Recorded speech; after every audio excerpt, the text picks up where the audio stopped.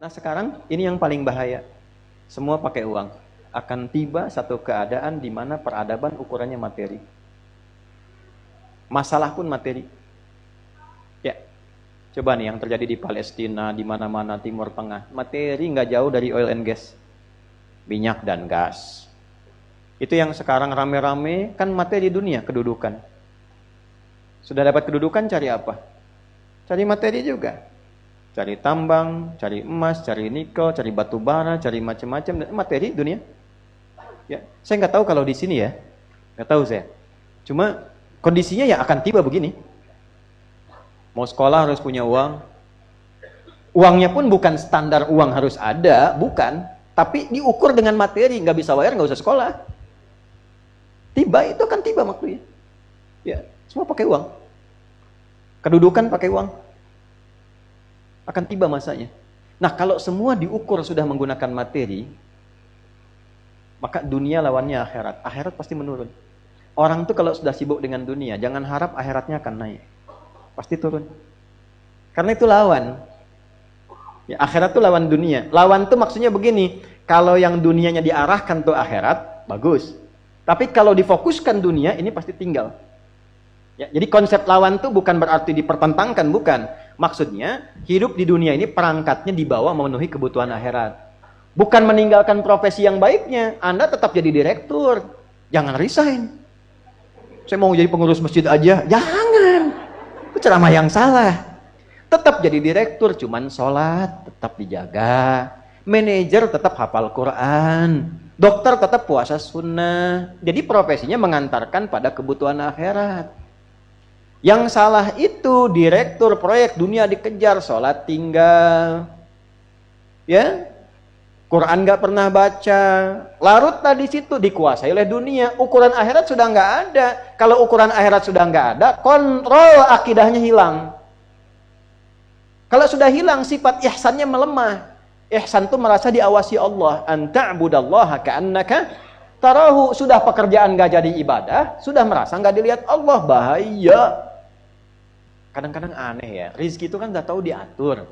Akhirat kita belum pasti, kembali ke kita ini ikhtiar untuk menjemput takdir Allah. Rizki sudah diatur. Kenapa Anda, maaf ya, ini gini supaya paham logikanya. Yang punya rizki siapa?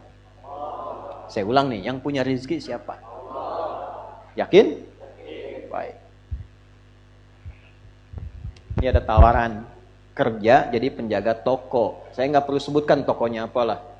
Ya, mau Januari, Februari, April, Mei, terserah. Pokoknya toko. Jaga toko, tapi ketentuannya kalau ada waktu sholat nggak boleh sholat. Gaji 1 juta sebulan. Saya tanya, pilih jaga toko apa pilih sholat? Tentu prakteknya demikian.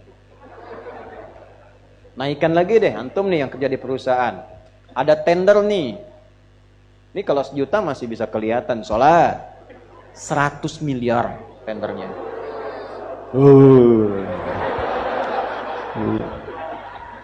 Waktunya bersamaan dengan Jumat.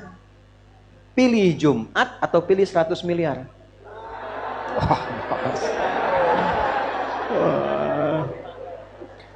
Bayar pulsa aja lagi Jumatan. Ini Qul ma indallahi khairum minal lahwi wa minat tijarah. Makanya ketika turun surah Jumu'ah itu ayat 11-nya, kalau yang yakin rezekinya dari Allah, maka kejar yang dari Allah ini. Ini aneh, dia meninggalkan Jumat. Jumat yang suruh Allah, dia yakin rezeki punya Allah, tapi dia meninggalkan perintah Allah. Allah balik nanya, kalau saya wafatkan kamu sebelum dapat itu bagaimana? Kata Allah. Jumat nggak dikerjakan, rezeki nggak didapat. Nah, tapi tidak demikian juga dalam prakteknya. Orang yang terkuasai dunia sampai kena penyakit wahan, ukurannya pokoknya uang. Nggak peduli. Pokoknya saya harus dapat, berapapun biayanya. Anak saya mesti masuk kuliah di situ, berapapun biayanya. Saya mesti dapat kedudukan itu, berapapun biayanya. Saya mesti dapat barang itu, berapapun harus dikeluarkan. Dan dunia udah nggak peduli bagaimana cara, ini wahan. Tapi dia masih sadar, nanti ada siksa kubur. Nanti ada siksa neraka, ada surga. Dia sadar, tapi karena terikat dengan dunia, ujung hidupnya dia nggak siap, takut meninggal. Ya, akhirnya ya coba-coba aja untuk umrah juga gitu.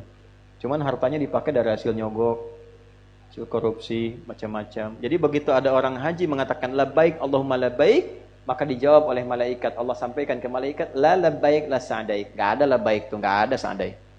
Labbaik Allahumma labbaik. Datang orang hanya habis nipu orang, habis korupsi. Labbaik, kata malaikat, la labbaik.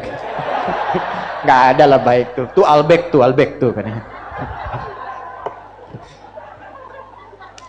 Ah, itu benar hadis tuh. Albeknya bukan, tambahan aja tadi.